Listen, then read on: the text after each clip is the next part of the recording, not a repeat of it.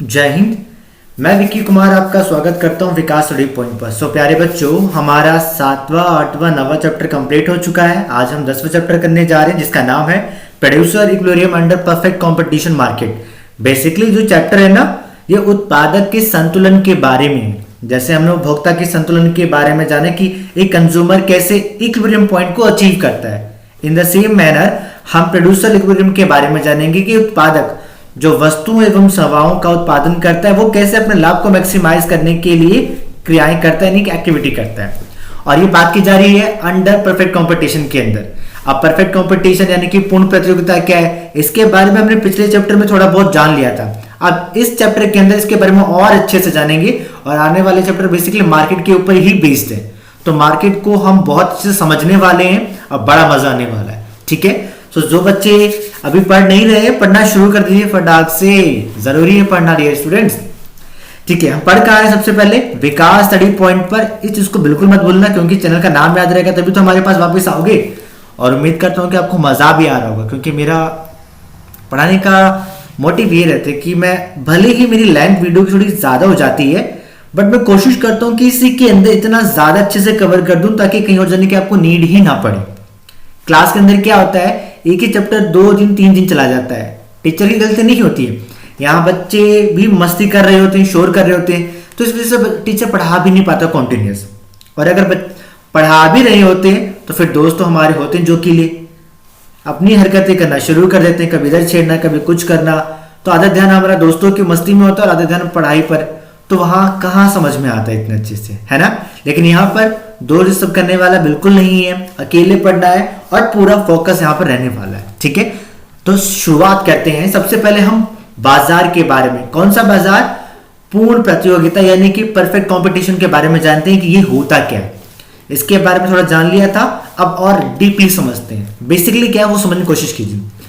ठीक है, तो पूर्ण प्रतियोगिता बाजार की स्थिति है, एक ऐसी स्थिति है जिसमें एक वस्तु के अनेक प्रतियोगी होते हैं। मतलब कमोडिटी हमारी एक ही होती है। इसका मतलब क्या हुआ, ये कौन सा एक पहला पॉइंट समझ में आ रहा है हमारा, समरूप वस्तुएं। कौन सी समरूप वस्तु, यानी कि होमोजीनियस गुड्स होते हैं। समरूप वस्तुएं, ये एक पॉइंट निकल के आ गया। मतलब समरूप कहने का मतलब एक जैसी वस्तुएं होती हैं और उसी के बहुत सारे कॉम्पिटिटर होते हैं। ठीक है, किसी भी एक प्रतियोगी का वस्तु की कीमत पर कोई नियंत्रण नहीं होता है, चाहे उस वस्तु को बेचने वाले एक विक्रेता हो यानी कि एक सेलर हो, 2 हो, 3 हो या कितने भी हो, कोई फर्क नहीं पड़ता। कोई भी अपने अकॉर्डिंग उसका प्राइस डिसाइड नहीं कर सकता है। क्यों? क्योंकि ये प्राइस टेकर होते हैं। क्या होते हैं? Price taker. ये प्राइस मेकर नहीं होते, यानी कि कीमत निर्धारित नहीं करते, कीमत स्वीकारक होते हैं। स्वीकार करते हैं कीमत जो भी बाजार में उस वस्तु की कीमत दी जाती है, तय की जाती है। ठीक है, वस्तु की कीमत क्या होगी, मांग एवं पूर्ति पर निर्भर करता है। किस पर? मांग एवं पूर्ति। अब मांग एवं पूर्ति क्या है, demand and supply is a power of market. बाजार की ये दो शक्तियां हैं और इसी के बेस पर किसी भी कमोडिटी की प्राइस डिसाइड की जाती है। ठीक है, बाजार में बहुत सारे उपभोक्ता भी होते हैं, यानी बहुत सारे बायर भी होते हैं और बहुत सारे सेलर भी होते हैं। वह वस्तु को बाजार में प्रचलित कीमत पर कहीं से भी खरीद सकते हैं। जरूरी नहीं है कि मैं एक पर्सन के पास गया, उसने बताया कि हाँ ये 10 रुपए का सामान है, मैंने चेक किया, मुझे मजा नहीं आया, मैं नहीं लूंगा। क्यों? क्योंकि मुझे पता है कि आगे चलकर दूसरा सेलर है उसके पास भी सेम यही वस्तु है, तो वहां चेक कर लूं, क्या पता है सेम प्राइस में मुझे अच्छी क्वालिटी मिल जाए। ऐसा हो सकता है ना। तो इसीलिए जहां पे जो उपभोक्ता होता है ना, राजा होता है, राजा अपने इच्छा अनुसार जहां उसको अच्छा लगे जाके खरीद सकता है सेम प्राइस में। ठीक है, और एक चीज और, वास्तविक जीवन में पूर्ण प्रतियोगिता बाजार का कोई उदाहरण नहीं मिलता। लेकिन अगर एक अपवाद के रूप में लेके चलें तो जो छोटा मोटा बाजार लगता है हमारी गलियों में, चौराहों में, जहां सब्जियां वगैरह मिलती हैं, सब्जियों में कह सकते हैं ना कि आलू बेचने वाले एक नहीं कई लोग हैं, लेकिन फिर भी इनकी कीमतों में थोड़ा बहुत फर्क आ जाता है। कोई 20 का, कुछ लोग हैं जो समान कीमत देते हैं लेकिन कुछ लोग कुछ और भी देते हैं। क्यों? अपनी क्वालिटी के अनुसार या जैसा भी उनका प्रोडक्ट रहता है। ठीक है, सो अब समझ में आया कि परफेक्ट कंपटीशन का मतलब क्या है, ये समझ में आया। सबसे पहले ये समझ में आया कि इसके अंदर बहुत सारे सेलर होते हैं और बहुत सारे बायर भी होते हैं।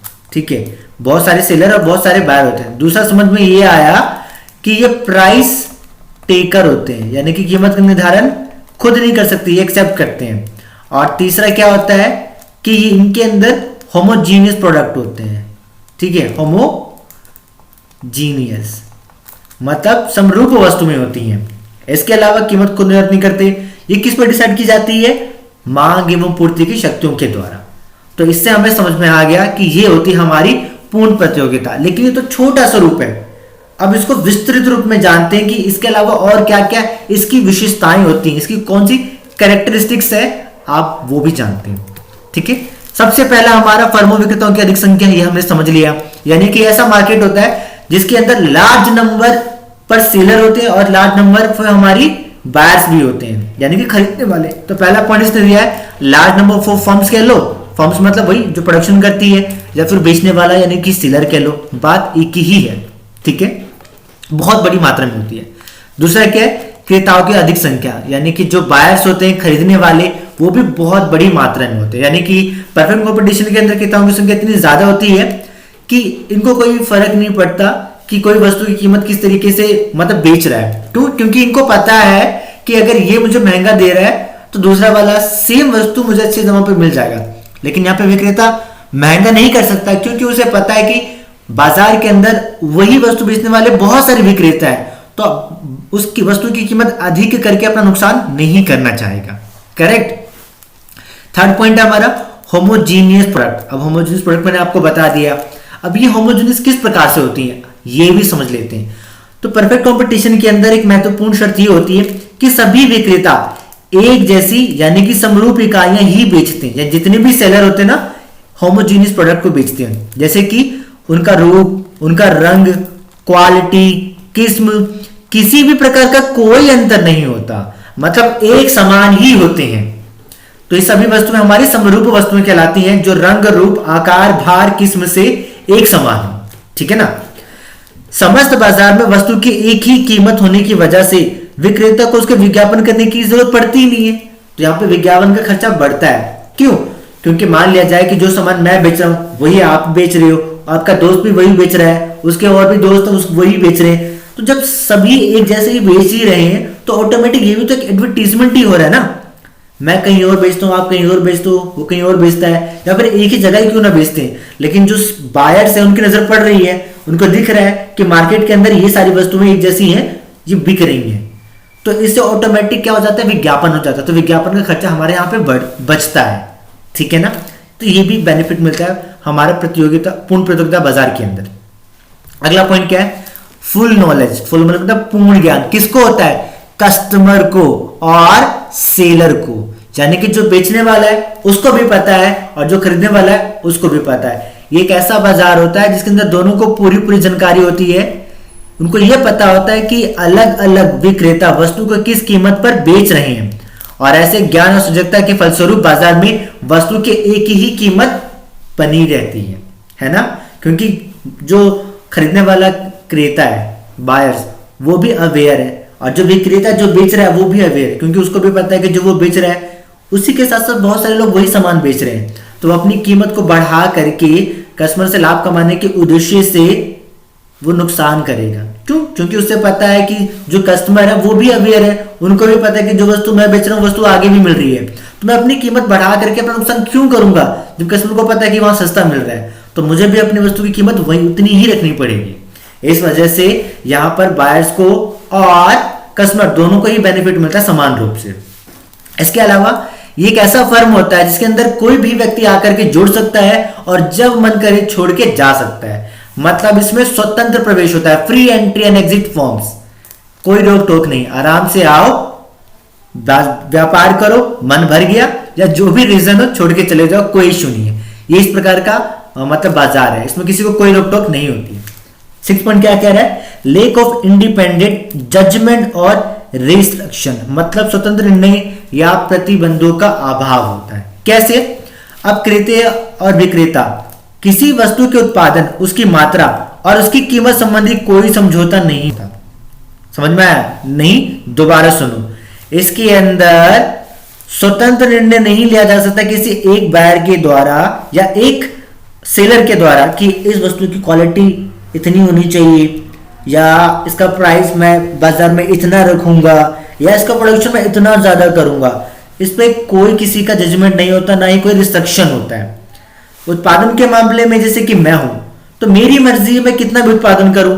वैसे ही आप हो, आप भी एक सेलर हो, हम दोनों का प्रोडक्ट सेम है, लेकिन मान लिया जाए कि मैंने 100 यूनिट का उत्पादन किया, आपने 120 कर लिया। यहाँ पे कोई रोक टोक नहीं है, कोई रिस्ट्रिक्शन नहीं है, ना कोई जजमेंट है कि हाँ तेरी क्वालिटी खराब है, मेरी अच्छी, तो अपनी क्वालिटी कम कर दे, मेरी भी बढ़ने दे। नहीं, यहाँ पे सब फ्री है, किसी को कोई रोक टोक नहीं, सब फ्री है। मतलब फ्री मतलब कीमत से फ्री नहीं, यहाँ डिसीजन लेने में सब फ्री है। अपनी इच्छा अनुसार वो कुछ भी ले सकते हैं, लेकिन बायर्स को ध्यान में रखते हुए और मार्केट की जो नॉलेज हमारे पास तो है उसको भी ध्यान में रखते हुए, ताकि नुकसान ना हो। अगला पॉइंट है फुल मोबिलिटी। इसका मतलब होता है पूर्ण गतिशीलता पाई जाती है इस बाजार के अंदर। यहाँ पे हमारे वस्तु बाजार, ठीक है, एक हो गया हमारा कमोडिटी मार्केट और एक हो गया हमारा रिसोर्स मार्केट यानी कि साधन बाजार। इन दोनों बाजार के अंदर क्या होता है, पूर्ण गतिशीलता पाई जाती है। पूर्ण गतिशीलता का मतलब चेंज बहुत तेजी गति से आता है, बहुत जल्दी परिवर्तन आता है इसके अंदर। तो उत्पादन के साधन पूर्णतः गतिशील होते हैं।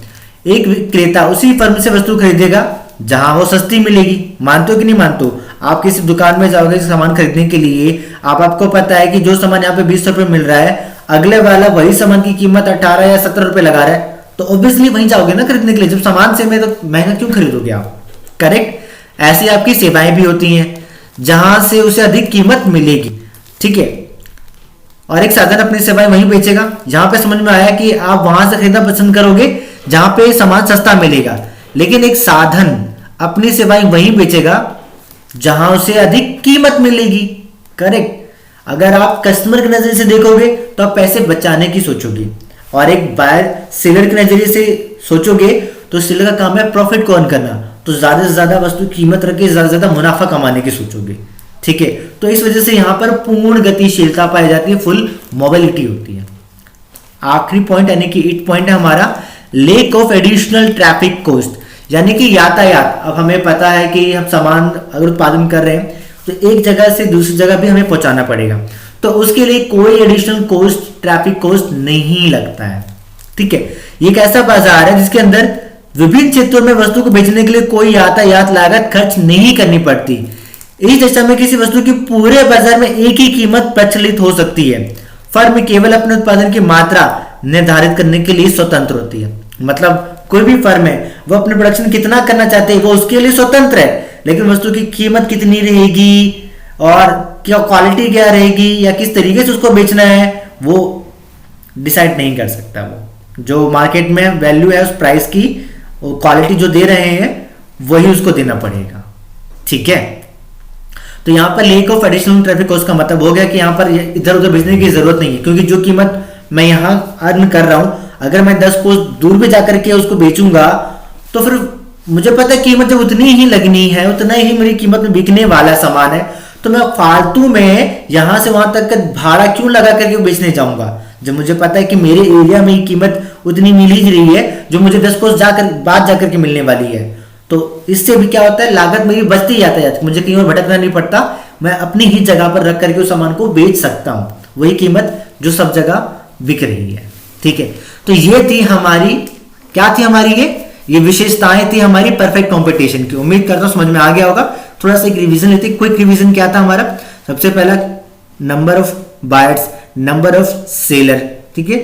बायर्स हो गए, सेलर्स हो गए, और पूर्ण ज्ञान यानी कि पूर्णता ज्ञान होता है, पूर्ण गतिशीलता हो गई, lake of additional traffic cost होता है, ठीक है, कोई रिस्ट्रिक्शन नहीं होता है। ये सारे के सारे हमारे क्या हैं, फीचर्स हैं हमारे परफेक्ट कंपटीशन की, ठीक है। अब अगला पॉइंट चलते हैं, अगला क्या है। अब यहां पर ना उत्पादक के लाभ और उसके संतुलन की स्थिति के बारे में जानेंगे, ठीक है। अधिकतम लाभ, हमें पता है कि कोई भी उत्पादक किसी फर्म को खोलता है तो इस उद्देश्य से खोलता है, या किसी भी वस्तु का वो प्रोडक्शन करता है तो इस ऑब्जेक्टिव से करता है कि अपने प्रॉफिट को वो मैक्सिमाइज करे, है ना।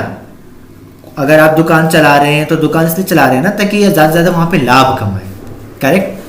तो प्रत्येक उत्पादक वस्तुओं और सेवाओं का उत्पादन इसलिए करता है जिससे कि उनकी बिक्री दरों से ज्यादा लाभ प्राप्त हो, और एक उत्पादक को अपने उत्पादन अर्थात वस्तुओं और सेवाओं की बिक्री से जो विक्रय मूल्य प्राप्त होता है उसे आगम या संप्राप्ति कहते हैं। अब हमें संप्राप्ति रेवेन्यू के बारे में हमने समझ लिया। रेवेन्यू क्या होता है कि एक प्रोड्यूसर जितने भी प्रोडक्शन करता है उस प्रोडक्शन को करने के बाद जो वो बेचता है तो बेचने पर जो भी उसको रकम प्राप्त होती है वही उसका आगम यानी संप्राप्ति होने की रेवेन्यू होती है। ठीक है। और एक उत्पादक द्वारा अपने उत्पादन की एक निश्चित मात्रा को बेचकर जो धन प्राप्त होता है उसे कुल आगम कहते हैं, यानी कि टोटल प्रोडक्शन उसने जितना भी किया अब उस टोटल प्रोडक्शन को बेचने पर जो टोटल मनी आ रही है वो उसकी टोटल रेवेन्यू कहलाती है। अगर इसके अपोजिट की बात करें तो ये तो हमारी रेवेन्यू की कमाई की बारी हो गई।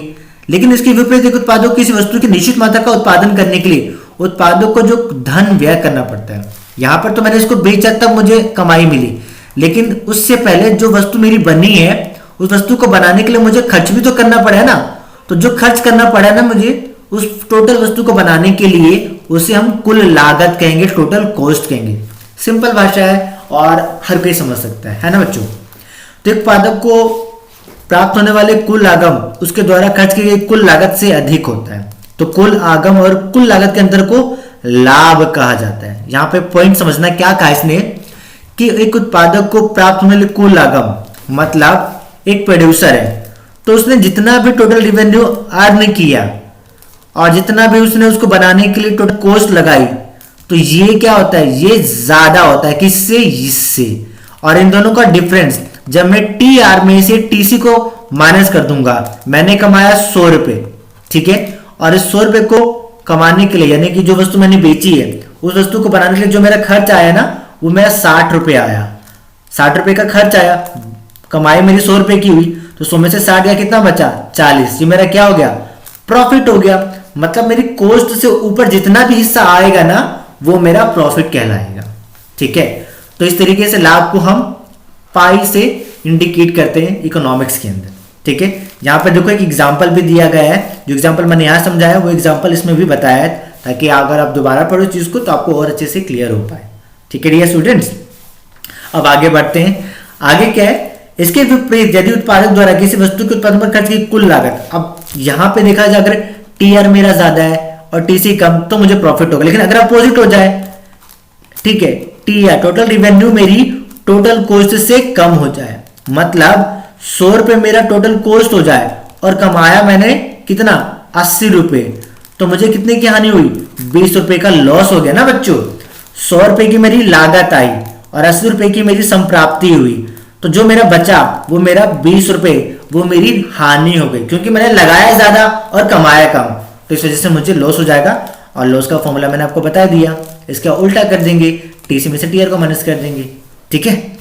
सो एक उत्पादक उस समय संतुलन की स्थिति में होता है जब उसने अपने वर्तमान उत्पादन की मात्रा से संतुष्टि होती है, मतलब जितना भी उसने प्रेजेंट में प्रोडक्शन किया होता है वो उस समय संतुलन की स्थिति को प्राप्त करता है, यानी कि वो उत्पादन में कमी करने या वृद्धि करने की उसमें कोई प्रवृत्ति नहीं पाई जाती। मतलब जब पूरी तरीके सेटिस्फाई हो गया, हाँ इतना हो गया ना, अब मैं सेटिस्फाई हूं, अब ना मुझे बढ़ाने की जरूरत है ना इसको कम करने की जरूरत है, जितना प्रोडक्शन हो गया ना पर्याप्त है मेरे लिए। तो ये ऐसी अवस्था होती है जब उत्पादों को अधिकतम लाभ प्राप्त होते हैं। ठीक है। अब अधिकतम लाभ प्राप्त कैसे होते हैं आइए समझते हैं। इंग्लिश में बच्चों मैंने वही समझाया है और मैं बीच बीच में इंग्लिश के वर्ड भी इसलिए यूज कर रहा हूं ताकि आपको भी अच्छे से क्लियर हो जाए। कोई डाउट है तो आप इसमें पढ़ लीजिएगा, कोई अलग बात नहीं है इसके अंदर। ठीक है। तो अब हम समझेंगे कि एक उत्पादक कैसे इक्विलिब्रियम को प्राप्त करता है, अचीव करता है, संतुलन को प्राप्त करता है। तो इसकी दो स्टेज है, एक हमारा शॉर्ट रन में और एक हमारा लॉन्ग टर्म में। तो शॉर्ट टर्म और लॉन्ग टर्म को दोनों को लेके चलते हैं, दोनों की सिचुएशन को।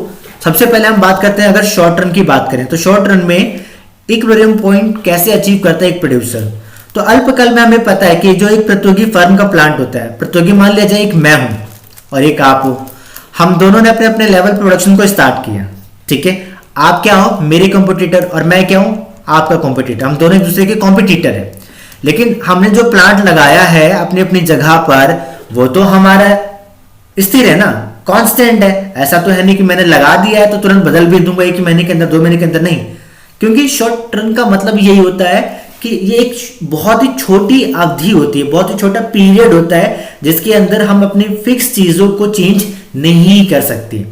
तो मान लिया जाए मैंने प्लांट स्थापित कर दिया, अब भले ही मेरा प्रोडक्शन हो रहा हो ना हो रहा हो, लेकिन फिर भी मेरी फिक्स कॉस्ट जाएगी जाएगी। ये अलग मैटर, ये हम समझ चुके हैं। यहाँ पे समझने वाली बात क्या है, यहाँ पे ये है कि परिवर्तनशील साधनों में परिवर्तन करके उत्पादन को इस प्रकार परिवर्तन करने का प्रयत्न कर सकते हैं और अपना लाभ को बढ़ा या घटा सकते हैं, है ना। मतलब ये मान लिया जाए कि हमें मशीनरी तो हमारी फिक्स हो गई है, लेकिन मुझे क्या करना है, प्रोडक्शन को बढ़ाना है।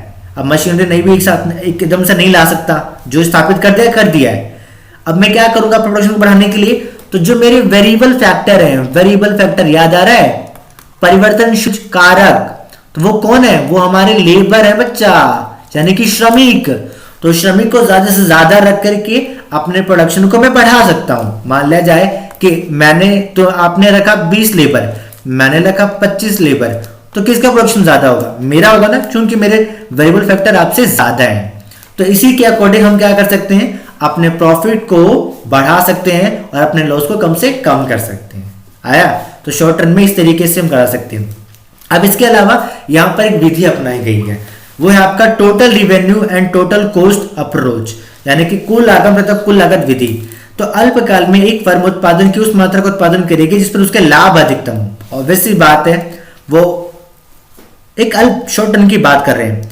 तो जो भी फर्म है, चाहे वो मेरी फर्म हो चाहे वो आपकी फर्म हो, तो हम उतनी क्वांटिटी का प्रोडक्शन करेंगे ना जिससे कि मेरा जो प्रॉफिट हो मैक्सिमाइज हो और जो मेरा लॉस हो वो कम से कम हो, मिनिमम हो, है ना। और इन दोनों स्थितियों को हम अच्छे से समझते हैं इस ग्राफ के जरिए। अब समझना मतलब समझना कि क्या है, गौर से सुनना, क्योंकि बच्चे ये चीजें पढ़ तो लेते हैं लेकिन जब ग्राफ सामने आ जाते हैं ना, दिख तो रहा है कि क्या है लेकिन समझ ही नहीं आ रहा कि यार बताना क्या चाह रहा है। तो इसीलिए मैं ग्राफ को ना बहुत अच्छे से समझाने की कोशिश करता हूँ कि एक बार समझ लो ना बच्चों, तो दोबारा अगर ग्राफ आपके सामने आ जाए ना, आंसर यूं होगा आपके जबान पर। अब समझो क्या, हमें यह जानना है कि एक फर्म किस समय इक्विलिब्रियम पॉइंट को अचीव करती है, यानी कितनी मात्रा का वो प्रोडक्शन करे ताकि कुल लागत यानी कि टोटल रिवेन्यू टोटल कॉस्ट से ज्यादा हो। जब हमारा कमाई ज्यादा होगी, लागत कम होगी, तो जाहिर सी बात है हमारा लाभ भी ज्यादा होगा, है ना। अब इसको समझो, ये देखो, ये हमारा y एक्सिस, ये हमारा x एक्सिस, ठीक है।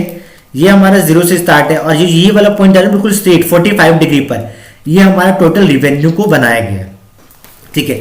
अब यहां से देखो O से लेकर के OM के बीच में, यानी कि यहां तक का हिस्सा देखो, इसमें जो ये वाला हिस्सा यहां पर टच कर रहा है ना, ये क्या है, ये मेरा टोटल कॉस्ट है। तो हम देख रहे हैं कि यहां पर जो टोटल कॉस्ट है ना, TR से ऊपर है। जब TR से ऊपर है इसका मतलब ये हुआ, पहले पॉइंट में हम ये समझ रहे हैं कि जो TC है ना वो ज्यादा है TR से, है ना, क्योंकि वो ऊपर है।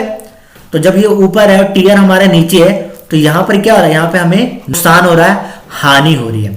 फिर आगे की स्थिति, जब OM1 से यानी कि M1 ये वाले हिस्से से जैसे हम आगे बढ़ते हैं ना, M1 से लेकर के M2 तक, यहां से लेकर के पूरे यहां तक, तो देख रहे हैं कि जो टोटल कॉस्ट है वो नीचे आ चुका है और नीचे आने के बाद ये वापस इस T पॉइंट पर जाके मिल रहा है। लेकिन यहां से लेकर के यहां तक के हिस्से में, यानी कि पूरा ये वाला ये पूरा हिस्सा, ये क्या है, इस पूरे हिस्से में हमें समझ में आ रहा है कि यहाँ पे जो TR है ना वो ज्यादा है TC से, यानी कि कमाई लागत से ज्यादा है। तो जब कमाई मेरी लागत से ज्यादा है तो क्या निकल के आता है, लाभ। इसका मतलब जो ये पूरा पूरा हिस्सा है ना वो मेरा क्या है, प्रॉफिट है। तो फिर नीचे जो TPC दिखा रहा है ये क्या है, TPC का मतलब हो गया टोटल प्रॉफिट कर्व, तो यानी कि लाभ का कर्व है। तो जब हमारा टोटल कॉस्ट ऊपर था तो प्रॉफिट हमारा देखो नीचे नेगेटिव में जा रहा है, क्यों, क्योंकि यहां पर तो हमारा हानि हो रहा है इसलिए। फिर जैसे टोटल कॉस्ट मेरा TR से नीचे गया तो क्या हुआ, मेरा टोटल प्रॉफिट जो प्रॉफिट है वो ऊपर की तरफ उठने लग गया। और जैसे ही वापस ही मिलना शुरू हो जाता है तो इस पॉइंट पर, यानी कि जैसे जैसे ये बढ़ना शुरू कर रहा है टोटल कॉस्ट, वैसे वैसे ये कम होना शुरू हो रहा है। तो जो ये वाला पॉइंट है ना, ये इस वाला पॉइंट, ये P से लेकर M तक, ये प्रॉफिट मैक्सिमम पॉइंट है, यानी कि इस हिस्से में, क्योंकि यहां पर देखो बहुत न्यून है, यहां पर जो लागत है बहुत कम है, तो इसी वजह से यहां पर प्रॉफिट हमारा सबसे ज्यादा हो रहा है ना। यहां से प्रॉफिट हमारा बढ़ना शुरू किया और इसी से बाकी सबसे ज्यादा हो गया। फिर ज्यादा होने के बाद फिर हमारा कॉस्ट बढ़ना शुरू कर दिया, इसकी वजह से जो लाभ है,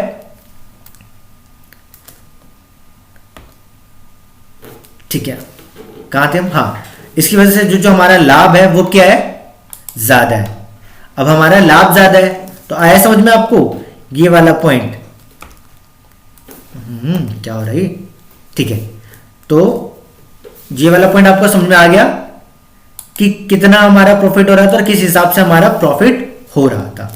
तो ये वाला हिस्सा हमारा मैक्सिमम प्रॉफिट हो गया, ठीक है। और यहां से हम देख रहे हैं कि यहां से क्या कर रहा है, बढ़ना शुरू कर रहा है, ठीक है। अब जब यहां से ये बढ़ना शुरू कर रहा है तो इस वजह से हमारा जो लाभ है ना वो भी कम होना शुरू कर, तो यहाँ पे गैप ज्यादा है, फिर कम कम कम कम कम, तो यहाँ पे पॉइंट पाने के बाद ये दोनों बराबर हो गए, है ना।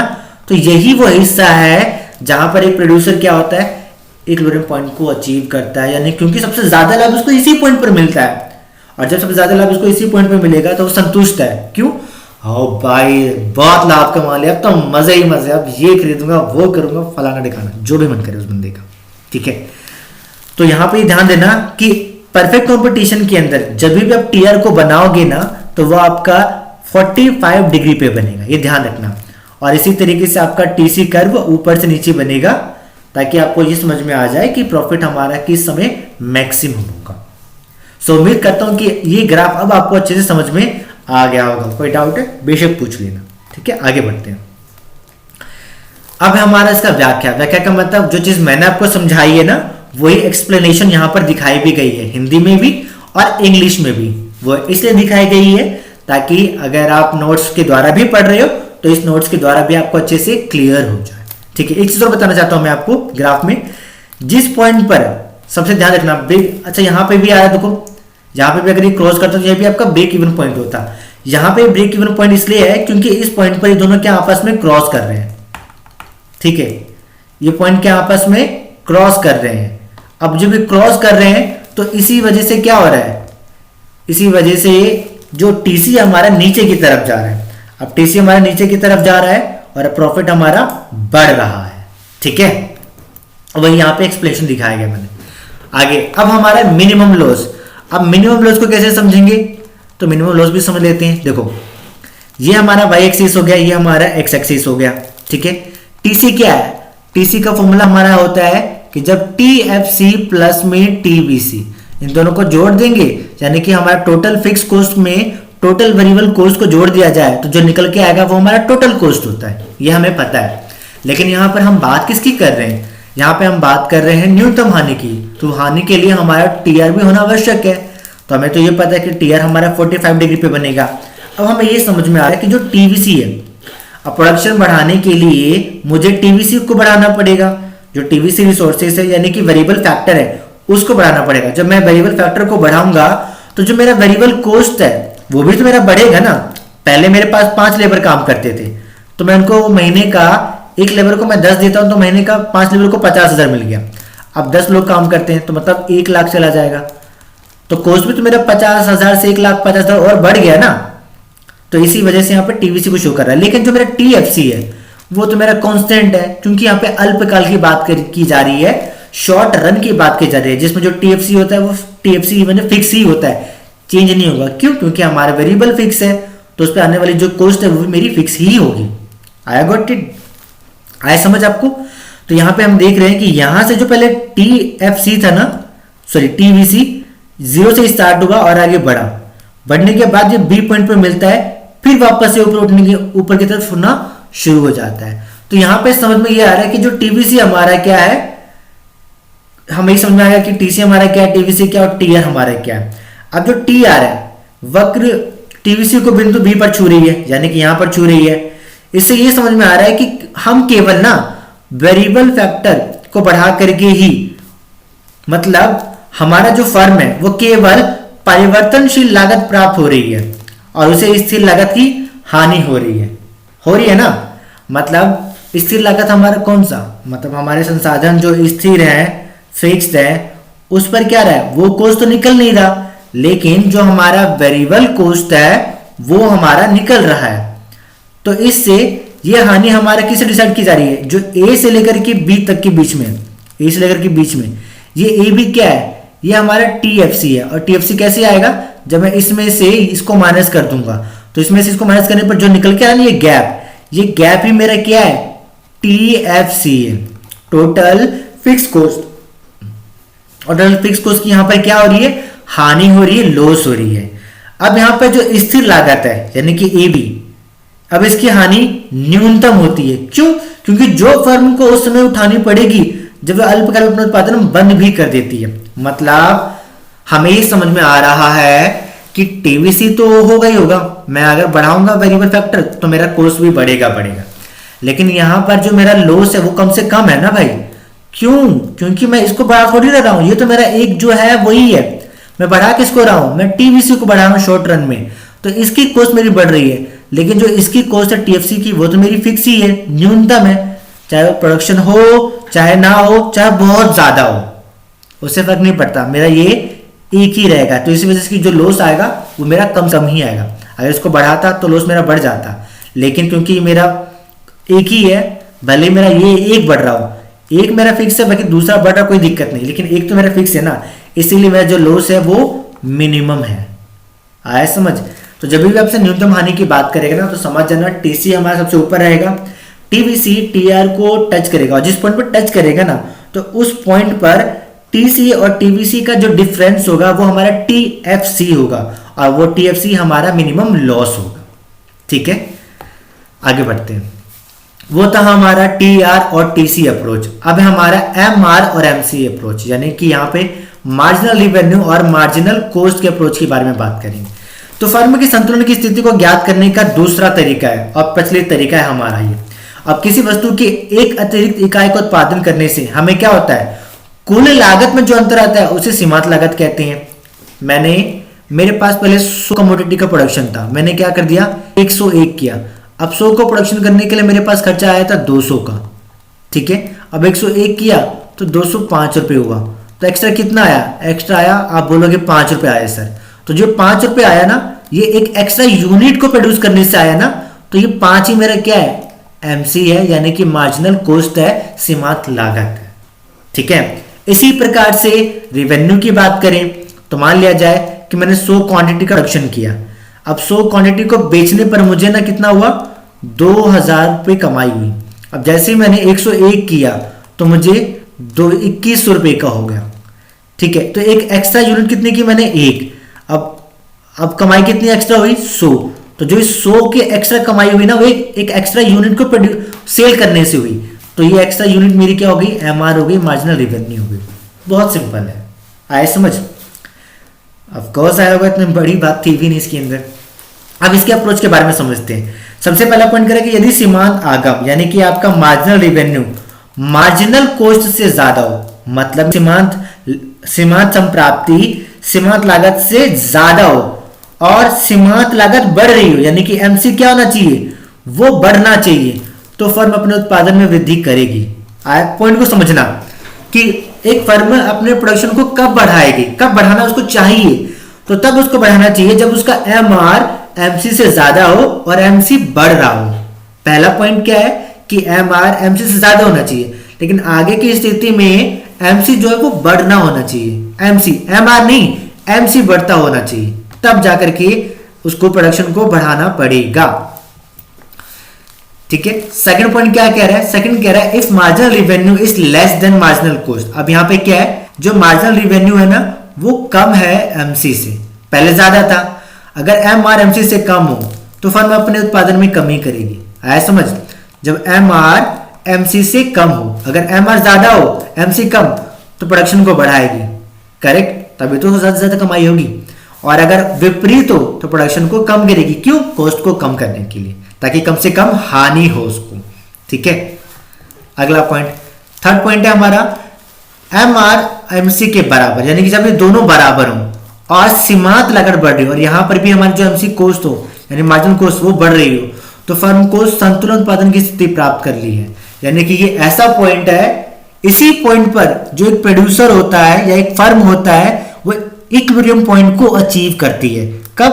पहला पॉइंट, पहली शर्त ये कि एम और एमसी के बराबर होना चाहिए, और दूसरी शर्त ये कि एमसी क्या होना चाहिए, बढ़ता हुआ होना चाहिए। ठीक है, तो जब ये दोनों सिचुएशन फुलफिल हो रही हो ना, उस पॉइंट पर हमारा जो प्रोड्यूसर है ना इक्विलिब्रियम पॉइंट को अचीव कर लेता है। ठीक है, a firm will be sorry a will be the firm to maximize, एक फर्म का नाम हो सकता है, ठीक है, will be firm to maximize its profit or minimize its loss of marginal revenue is equal to marginal cost in which cases the firm is in equilibrium। यानी कि जब हमारा एम आर एम सी बराबर हो और M C बढ़ रहा हो तो वहां पर एक उत्पादक संतुलन को प्राप्त कर लेते हैं, ठीक है। अब हम फर्म के संतुलन के बारे में बात करते हैं, जो हमने अभी समझा भी, लेकिन इसको एक और अच्छे तरीके से समझाया मैंने आपको ताकि एकदम अच्छे से क्लियर हो जाए। पहला पॉइंट, हमारी जो शर्त है ना, शर्त एम आर एम सी के बराबर होना चाहिए, ये हमारी पहली शर्त है, ठीक है। अब फर्म के संतुलन की पहली शर्त तो हमें समझ में आ गई कि सीमांत लागत के बराबर होनी चाहिए, ठीक है। दूसरी क्या है, दूसरी क्या है, उससे पहले एक चीज बताना चाहूंगा कि फर्म की सीमांत लागत के बराबर हो, परंतु सभी फर्म को अधिकतम लाभ नहीं मिल सकता।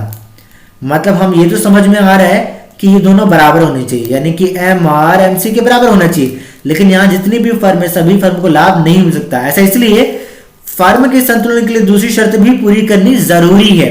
जो फर्म उन दोनों शर्तों को पूरा करती है ना, वो ही वास्तव में मैक्सिमम प्रॉफिट को अचीव करती है। अगर केवल एक शर्त को पूरा कर रही है तो मैक्सिमम प्रॉफिट तो अर्न कर रही है, लेकिन मैक्सिमम नहीं, ठीक है।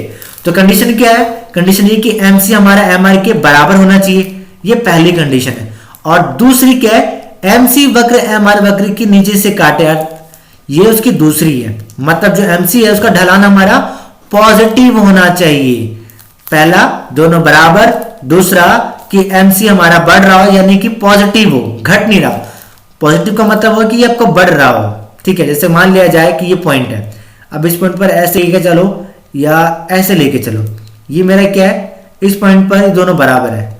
ये मान लिया जाए मेरा एमसी है, ये मेरा एमआर है नीचे वाला, इस पॉइंट पर दोनों बराबर है। तो इस पॉइंट के बाद क्या देख रहे हैं, एमसी हमारा बढ़ रहा है ना। तो जब एमसी हम बढ़ रहा है और बराबर भी हो रखा है, बराबर होने के बाद हमारा बढ़ रहा है, तो ये मतलब ये दोनों रूल्स को सेटिस्फाई कर रहा है।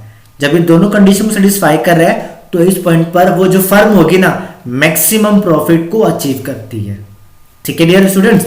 इंग्लिश में भी बता रखा है, कोई दिक्कत परेशानी बिल्कुल नहीं होगी, क्योंकि हम होने भी नहीं देंगे। अब देखो इसको ग्राफ के जरिए समझते हैं। पहली कंडीशन हमारी ये रही, सेकंड कंडीशन कि हमारा जो एमसी है वो बढ़ता हुआ होना चाहिए, करेक्ट, बिल्कुल। ये वाई एक्सिस हो गया, ये एक्सिस हो गया। अब हम यहां से देखो, ये क्या है, ये हमारा प्राइस है, यानी कि प्राइस लाइन है। इस प्राइस लाइन को हम ए आर भी कहते हैं और इसी प्राइस लाइन को हम एम आर भी कहते हैं। ये दोनों हमारे आपस में बराबर होती हैं, ठीक है। और ए आर हमारा प्राइस होता है, मैंने आपको ये भी बता दिया। तो कोई दिक्कत नहीं आनी चाहिए, नहीं आनी चाहिए ना, बिल्कुल नहीं आनी चाहिए, ठीक है। अब आगे सुनो, पहले पॉइंट पर ये क्या है, ये हमारा जो ऐसे जा रहे ना, ये यहां से ये देखो, ये यहां, तो पहले यहां पे क्रॉस कर रहा है, फिर यहां पे इसको काट रहा है। तो यहां पे जब इसने काटा तो एम आर बराबर में एमसी है, पहली शर्त पूरी हो रही है ना। लेकिन जो दूसरी शर्त है कि एमसी क्या होना चाहिए, हमारा पॉजिटिव होना चाहिए, यानी बढ़ना चाहिए। लेकिन यहां से तो डिक्रीज हो रहा है, ये फॉल हो रहा है ना। तो इसने केवल एक शर्त पूरी की, दूसरी वाली शर्त पूरी नहीं की, इसलिए यहां पर मैक्सिमम प्रॉफिट नहीं होगा। फिर दोबारा देखो, अब इस वाले पॉइंट में देखो, यहां पर भी हमारा एम आर एम सी के बराबर है और दूसरी शर्त के अनुसार एमसी हमारा बढ़ता होना चाहिए, यानी कि पॉजिटिव होना चाहिए। तो बिल्कुल है, यहां पर देखो एमसी क्या है, हमारा बढ़ रहा है ना। तो यहां पर दोनों शर्त पूरी हो रही है। तो जब दोनों शर्त पूरी हो रही है तो इस पॉइंट पर क्या, हमारा फर्म जो है इक्विलिब्रियम पॉइंट को अचीव कर रहा है। इसी पॉइंट पर क्या, इसी पॉइंट पर जो फर्म है हमारा इक्विलिब्रियम पॉइंट को अचीव कर रहा है, यानी कि अपने प्रॉफिट को मैक्सिमाइज कर रहा है। सो इस तरीके से बिंदु ई जो है हमारा, ये दोनों शर्तों को पूरा कर रहा है। हमारा एमसीएम एमआर के बराबर भी है और हमारा सीमांत आगम यानी कि मार्जिनल रेवेन्यू पॉइंट ई पर मार्जिनल कॉस्ट को काट रहा है नीचे से, ठीक है, और एमसी हमारा बढ़ रहा है। तो इस हिसाब से यहां पर जो फर्म है इक्विलिब्रियम पॉइंट को अचीव कर लेती है और प्रॉफिट को मैक्सिमाइज कर लेती है। आया बच्चों समझ? उम्मीद करता हूं बेहतर तरीके से आ गया होगा और शॉर्ट रन के अंदर कैसे ये काम करती है ये भी आपको समझ में आ गया होगा, ठीक है। सो वही चीज मैंने यहाँ पे इंग्लिश में लिखी है, मैं हिंदी इंग्लिश दोनों में इसलिए लिखता हूँ ताकि दोनों बच्चों के लिए फायदेमंद साबित हो, ठीक है। सो हमारा जो फर्स्ट पार्ट था ना वो क्लियर हो चुका है और आशा करता हूँ कि आपको समझ में भी आया होगा। कोई डाउट रहता है कभी भी यार बेझिझक पूछो, हम तैयार हैं आपको हर एक डाउट का सॉल्यूशन देने के लिए, किसी भी प्रकार का डाउट है एजुकेशन से रिलेटेड, ठीक है।